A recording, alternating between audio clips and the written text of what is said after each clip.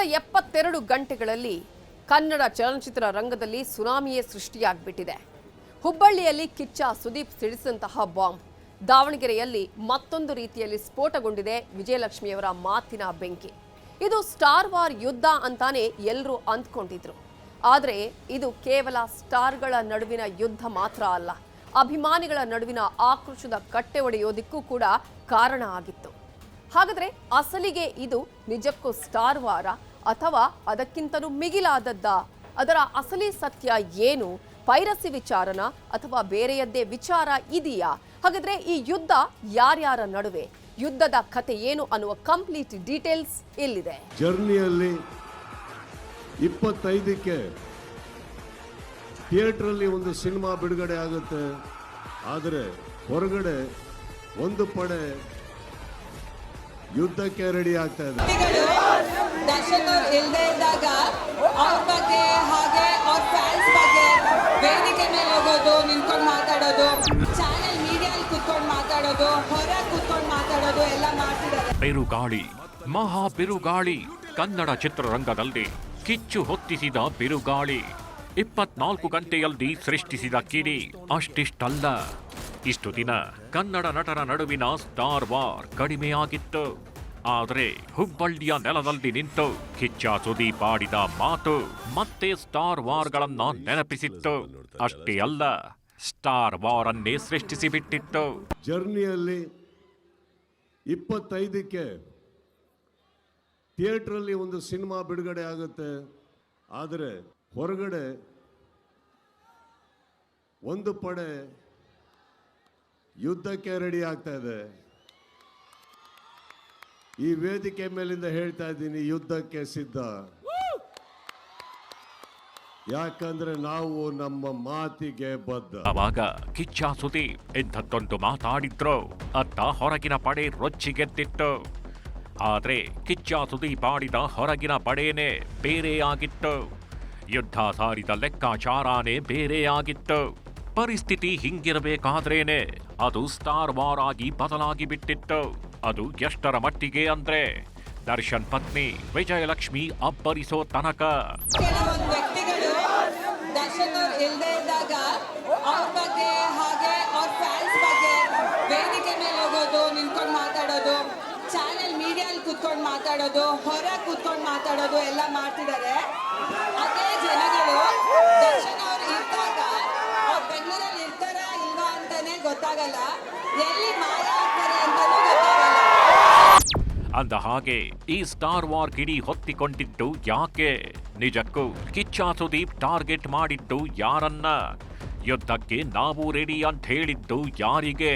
ಯಾರ ಜೊತೆಗಿನ ಅಸಲಿ ಯುದ್ಧಕ್ಕೆ ಸುದೀಪ್ ಸಜ್ಜಾಗಿದ್ದಾರೆ? ನಿಜಕ್ಕೂ ಅದು ಪೈರಸಿ ವಿಚಾರಕ್ಕೆ ಹೇಳಿದ್ದ ಅಥವಾ ಹೊರಗಿನ ಪಡೆ ಬೇರೇನೇಗಿದೆಯಾ? ಮಾರ್ಕ್ ಸಿನಿಮಾ ರಿಲೀಸ್ ಟೈಮಲ್ಲೇ ಕಿಡಿ ಹೊತ್ತಿಸಿದ್ದು ಯಾಕೆ ಅನ್ನೋದನ್ನ ಡೀಟೇಲ್ಡ್ ಆಗಿ ನೀವು ತಿಳ್ಕೋಬೇಕು ಅಂದ್ರೆ ಈ ಕಿಡಿ ಹೊತ್ತಿದ ಆ ಕ್ಷಣದ ಕಥೆ ಮತ್ತು ಅದನ್ನ ಹೇಳಿದ ರೀತಿಯನ್ನ ನೀವು ಮತ್ತೊಂದ್ಸಲ ನೋಡ್ಲೇಬೇಕು. ಅದನ್ನ ನಾವು ನಿಮಗೆ ತೋರಿಸ್ತೀವಿ ನೋಡಿ. ಈ ಜರ್ನಿಯಲ್ಲಿ 25ಕ್ಕೆ ಥಿಯೇಟ್ರಲ್ಲಿ ಒಂದು ಸಿನಿಮಾ ಬಿಡುಗಡೆ ಆಗುತ್ತೆ. ಆದರೆ ಹೊರಗಡೆ ಒಂದು ಪಡೆ ಯುದ್ಧಕ್ಕೆ ರೆಡಿ ಆಗ್ತಾ ಇದೆ. ಈ ವೇದಿಕೆ ಮೇಲಿಂದ ಹೇಳ್ತಾ ಇದ್ದೀನಿ, ಯುದ್ಧಕ್ಕೆ ಸಿದ್ಧ.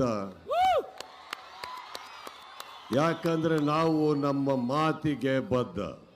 ಕೆಲವು ಮಾತು ಹುಬ್ಬಳ್ಳಿಗೆ ಬಂದು ಇಲ್ಲಿ ವೇದಿಕೆ ಮೇಲೆ ಮಾತಾಡಿದ್ರೆ ಇಡೀ ಕರ್ನಾಟಕಕ್ಕೆ ಎಲ್ಲಿ ತಟ್ಟಬೇಕೋ ತಟ್ಟುತ್ತೆ. 20 ಡಿಸೆಂಬರ್ 2025, ಸಮಯ ಸಂಜೆ 7 ಗಂಟೆ, ಸ್ಥಳ ಹುಬ್ಬಳ್ಳಿ. ಕಿಚ್ಚನ ಯುದ್ಧದ ಕರೆ. ಅದು ಡಿಸೆಂಬರ್ 20ನೇ ತಾರೀಕು, ಸಮಯ ಸಂಜೆ 7 ಗಂಟೆ ದಾಟಿತ್ತು.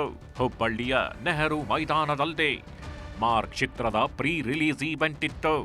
ಕೈನಲ್ಲಿ ಮೈಕ್ ಹಿಡಿದು ಮಾತು ಆರಂಭಿಸಿದ ಕಿಚ್ಚ ಸುದೀಪ್ ಎದೆಯಲ್ಲಿ ಆಕ್ರೋಶವಿತ್ತು.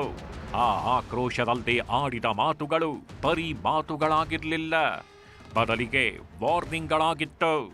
ನಾನಿಷ್ಟು ದಿನ ಸುಮ್ಮನಿದ್ದೆ, ಆದ್ರೆ ಇನ್ನು ಮುಂದೆ ಹಾಗಲ್ಲ ಅಂತ ಹೇಳ್ತಾನೆ ಅಭಿಮಾನಿಗಳಿಗೆ ಒಂದು ಆದೇಶವನ್ನು ಕೊಟ್ಟಿದ್ರು.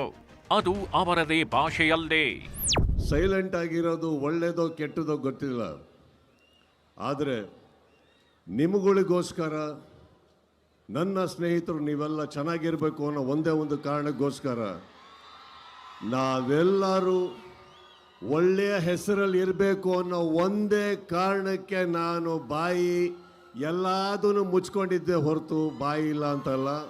ಬಹಳಷ್ಟು ಕಲ್ಲಿನ ತೋರಾಟ ನನ್ನಿಂದ, ನನ್ನ ಸಹನೆಯಿಂದ ನಿಮ್ಗಳ ಮೇಲೆ ಬೀಳ್ತಾನೆ ಇರುತ್ತೆ. ಅದನ್ನು ತಾವು ತಡ್ಕೊಂಡು ಬರ್ತಾನೆ ಇದ್ದೀರಿ.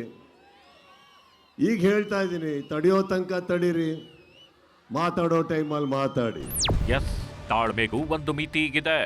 ಆದ್ರೆ ಆ ತಾಳ್ಮೆಯ ಮಿತಿ ಇದೀಗ ಒಡೆದು ಹೋಗಿದೆ. ಇನ್ನು ಮುಂದೆ ಯಾರಾದ್ರೂ ಕೆಣಕಿದ್ರೆ ಸುಮ್ಮನೆ ಇರಬೇಡಿ. ಅವರಿಗೆ ಯಾವ ಭಾಷೆ ಅರ್ಥ ಆಗತ್ತೋ ಅದೇ ಭಾಷೆಯಲ್ಲಿ ಉತ್ತರ ಕೊಡಿ ಅಂತ ಹೇಳೋ ಮೂಲಕ ಸುದೀಪ್ ಕಿಚ್ಚು ಹೊತ್ತಿಸಿದ್ರು. ಹೊರಗೊಂದು ಪಡೆ ಕಾಯ್ತಾಗಿದೆ.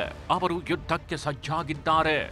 ನಾವು ಯುದ್ಧಕ್ಕೆ ರೆಡಿಯಾಗಿದ್ದೀವಿ ಅಂತ ಹೇಳೋ ಮೂಲಕ ಯುದ್ಧ ಸನ್ನಿವೇಶವನ್ನೇ ಕ್ರಿಯೇಟ್ ಮಾಡಿಬಿಟ್ರು. ಈ ಜರ್ನಿಯಲ್ಲಿ 25ಕ್ಕೆ ಥಿಯೇಟ್ರಲ್ಲಿ ಒಂದು ಸಿನಿಮಾ ಬಿಡುಗಡೆ ಆಗುತ್ತೆ. ಆದರೆ ಹೊರಗಡೆ ಒಂದು ಪಡೆ ಯುದ್ಧಕ್ಕೆ ರೆಡಿ ಆಗ್ತಾ ಇದೆ. ಈ ವೇದಿಕೆ ಮೇಲಿಂದ ಹೇಳ್ತಾ ಇದ್ದೀನಿ, ಯುದ್ಧಕ್ಕೆ ಸಿದ್ಧ. ಯಾಕಂದ್ರೆ ನಾವು ನಮ್ಮ ಮಾತಿಗೆ ಬದ್ಧ. ಕೆಲವು ಮಾತು ಹುಬ್ಬಳ್ಳಿಗೆ ಬಂದು ಇಲ್ಲಿ ವೇದಿಕೆ ಮೇಲೆ ಮಾತಾಡಿದ್ರೆ ಇಡೀ ಕರ್ನಾಟಕಕ್ಕೆ ಎಲ್ಲಿ ತಟ್ಟಬೇಕೋ ತಟ್ಟುತ್ತೆ. 21 ಡಿಸೆಂಬರ್ 2025, ಸಮಯ ಮಧ್ಯಾಹ್ನ 12:30, ಸ್ಥಳ ದಾವಣಗೆರೆ, ವಿಜಯಲಕ್ಷ್ಮಿ ತಿರುಗೇಟು. ಇನ್ನು ಹುಬ್ಬಳ್ಳಿಯಲ್ಲಿ ಕಿಚ್ಚ ಸುದೀಪ್ ಹೊತ್ತಿಸಿದ ಯುದ್ಧದ ಕಾವು ಕ್ಷಣ ಕ್ಷಣಕ್ಕೂ ಏರ್ತಾನೆ ಹೋಗಿತ್ತು. ಅದು ಅಷ್ಟು ಸುಲಭವಾಗಿ ತಣ್ಣಗಾಗೋ ಲಕ್ಷಣನೇ ಕಾಣ್ತಿರ್ಲಿಲ್ಲ. ಹಿಂಗಿರೋವಾಗ್ಲೇ ಮಾರನೇ ದಿನ ದಾವಣಗೆರೆಯಲ್ಲಿ ಮತ್ತೊಂದು ವೇದಿಕೆ ಸಿದ್ಧವಾಯಿತು. ಅದು ದ ಡೆವಿಲ್ ಚಿತ್ರದ ವಿಜಯ ಯಾತ್ರೆ. ಅಲ್ಲಿ ಮೈಕ್ ಹಿಡಿದವರು ದರ್ಶನ್ ಅವರ ಪತ್ನಿ ವಿಜಯಲಕ್ಷ್ಮಿ. ಎಸ್, ಕಿಚ್ಚ ಸುದೀಪ್ ಹುಬ್ಬಳ್ಳಿಯಲ್ಲಿ ಅಬ್ಬರಿಸಿ ಯುದ್ಧದ ಕರೆ ಕೊಟ್ಟಿದ್ರೆ, ಇತ್ತ ದಾವಣಗೆರೆಯಲ್ಲಿ ದರ್ಶನ್ ಪತ್ನಿ ಮೈಕ್ ಹಿಡಿದು ಅಬ್ಬರಿಸೋಕೆ ಶುರು ಮಾಡಿದ್ರು.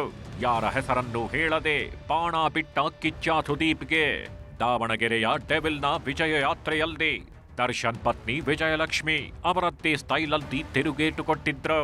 ಆ ತಿರುಗೇಟು ಸಖತ್ ಖಾರವಾಗೇ ಇತ್ತು. ಕೆಲವೊಂದು ವ್ಯಕ್ತಿಗಳು ದರ್ಶನ್ ಅವ್ರು ಇಲ್ಲದೆ ಇದ್ದಾಗ ಅವ್ರ ಬಗ್ಗೆ ಹಾಗೆ ಅವ್ರ ಫ್ಯಾನ್ಸ್ ಬಗ್ಗೆ ವೇದಿಕೆ ಮೇಲೆ ಹೋಗೋದು, ನಿಂತ್ಕೊಂಡು ಮಾತಾಡೋದು, ಚಾನೆಲ್ ಮೀಡಿಯಲ್ಲಿ ಕೂತ್ಕೊಂಡು ಮಾತಾಡೋದು, ಹೊರಗೆ ಕೂತ್ಕೊಂಡು ಮಾತಾಡೋದು ಎಲ್ಲ ಮಾಡ್ತಿದ್ದಾರೆ. ಅದೇ ಜನಗಳು ದರ್ಶನ್ ಅವ್ರು ಇದ್ದಾಗ ಅವ್ರು ಬೆಂಗಳೂರಲ್ಲಿ ಇರ್ತಾರಾ ಇಲ್ವಾ ಅಂತಾನೆ ಗೊತ್ತಾಗಲ್ಲ, ಎಲ್ಲಿ ಮಾಯ ಆಗ್ತಾರೆ ಅಂತಾನೂ ಗೊತ್ತಾಗಲ್ಲ. ದರ್ಶನ್ ಅವ್ರು ಹೇಳಿರೋ ಹಾಗೆ ಯಾರು ಏನೇ ಮಾತಾಡಿದ್ರು ನಾವು ನೊಂದ್ಕೊಳ್ಳಲ್ಲ, ಎಸ್, ದರ್ಶನ್ ಇಲ್ಲದಾಗ ಮಾತಾಡೋರು, ದರ್ಶನ್ ಇದ್ದಾಗ ಗೆಲ್ದಿದ್ದರು ಅನ್ನೋ ಧಾಟಿಯಲ್ಲಿ ಮಾತನಾಡಿದ ದರ್ಶನ್ ಪತ್ನಿ ವಿಜಯಲಕ್ಷ್ಮಿ ಕಿಚ್ಚ ಸುದೀಪ್ರ ಯುದ್ಧದ ಮಾತಿಗೆ ತಿರುಗೇಟು ಕೊಟ್ರು. ಸುದೀಪ್ ಬಿಟ್ಟ ಅನಾಮಿಕ ಬಾಣಕ್ಕೆ ವಿಜಯಲಕ್ಷ್ಮಿ ಕೂಡ ಅಂಥದ್ದೇ ಅನಾಮಿಕ ಬಾಣವನ್ನ ಪ್ರಯೋಗಿಸಿದ್ರು. ಅತ್ತಿಗೆಮ್ಮ ಹೀಗ್ ಮಾತಾಡಿದ್ದೇ ತಡ ಅಭಿಮಾನಿಗಳೆಲ್ಲ ಡೆವಿಲ್ ಅವತಾರ ತಾಳಿಬಿಟ್ರು. ಸೋಷಿಯಲ್ ಮೀಡಿಯಾದಲ್ಲಿ ಅಭಿಮಾನಿಗಳಿಂದ ಸ್ಟಾರ್ ವಾರ್. ಸುದೀಪ್ ಮೇಲೆ ಮುಗಿಬಿದ್ದ ಡಿ ಬಾಸ್ ಅಭಿಮಾನಿಗಳು. ದರ್ಶನ್ ಅಭಿಮಾನಿಗಳಿಗೆ ಕಿಚ್ಚನ ಫ್ಯಾನ್ಸ್ ಬಿಗ್ ಟಕ್ಕರ್. ಶುರುವಾಗಿತ್ತು ಸ್ಟಾರ್ ವಾರ್, ಶುರುವಾಗಿತ್ತು. ಕಿಚ್ಚ ಸುದೀಪ್ ಹುಬ್ಬಳ್ಳಿಯಲ್ಲಿ ಅದ್ಯಾವಾಗ ಯುದ್ಧದ ಮಾತನಾಡಿದ್ರು, ಹೊರಗಡೆ ಪಡೆಗೆ ಸವಾಲ್ ಎಸೆದ್ರು. ದರ್ಶನ್ ಅಭಿಮಾನಿಗಳೆಲ್ಲ ರೊಚ್ಚಿಗೆದ್ದಿದ್ರು. ಕಿಚ್ಚ ಸುದೀಪ್ ಹೇಳಿದ ಹೊರಗಡೆಯ ಪಡೆ ದರ್ಶನ್ ಅಭಿಮಾನಿಗಳೇ ಅಂತ ಭಾವಿಸಿಬಿಟ್ರು. ಡಿ ಬಾಸ್ ತಂಟೆಗೆ ಬಂದಿದ್ದಾರೆ ಸುದೀಪ್ ಅಂತ ಹೇಳಿ ದರ್ಶನ್ ಅಭಿಮಾನಿಗಳೆಲ್ಲ ಸುದೀಪ್ ವಿರುದ್ಧ ಸೋಷಿಯಲ್ ಮೀಡಿಯಾದಲ್ಲಿ ಸಮರ ಸಾರಿದ್ರು. ಕಿಚ್ಚನ ವಿರುದ್ಧದ ಆ ಟ್ವೀಟ್ ಸಮರದ ಝಲಕ್ಗಳು ಇಲ್ಲಿವೆ ನೋಡಿ.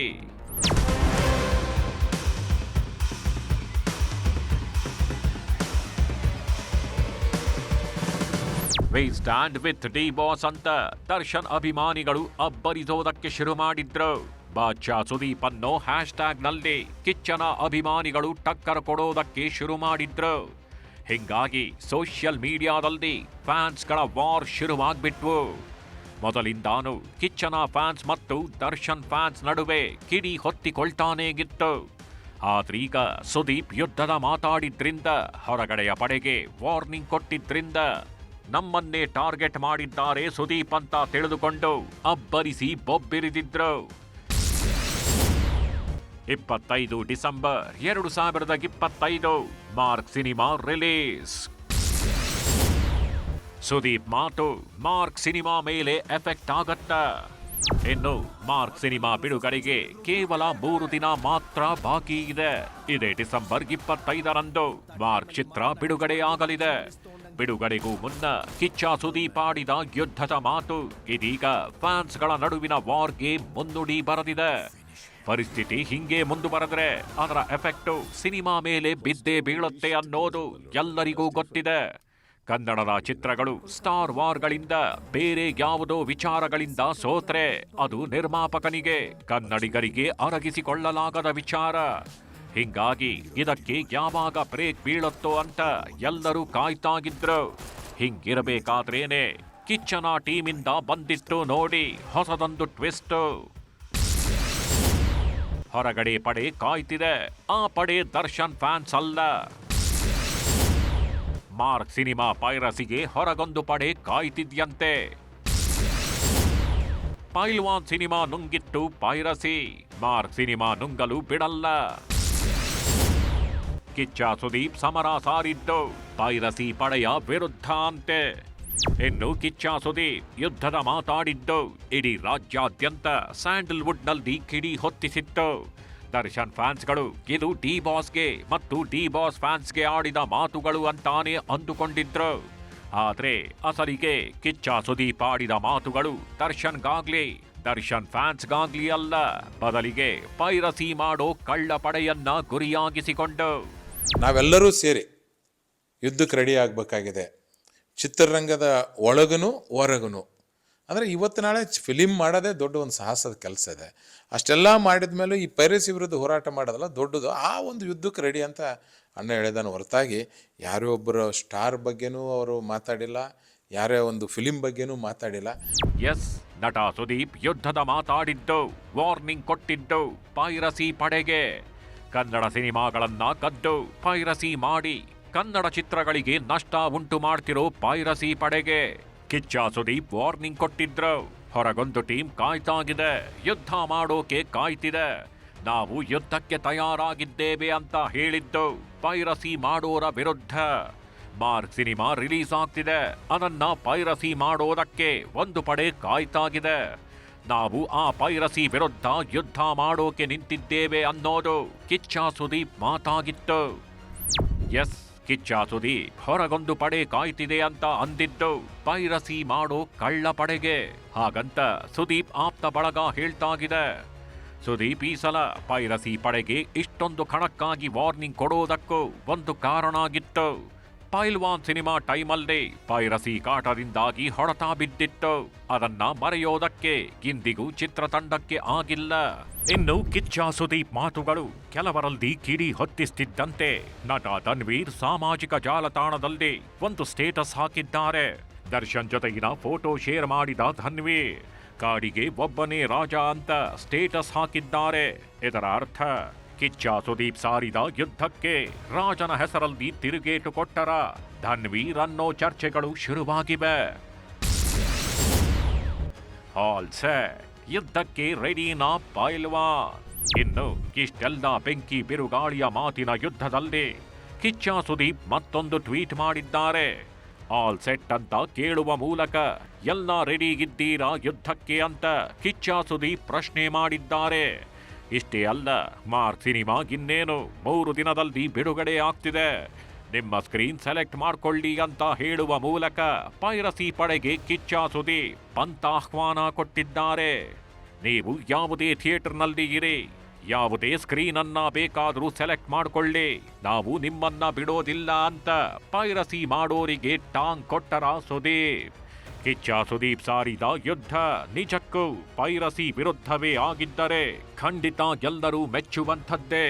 ಕನ್ನಡ ಚಿತ್ರಗಳು ಉಳಿಬೇಕು ಅಂದ್ರೆ ಪೈರಸಿಗೆ ಕಡಿವಾಣ ಹಾಕ್ಲೇಬೇಕಿದೆ.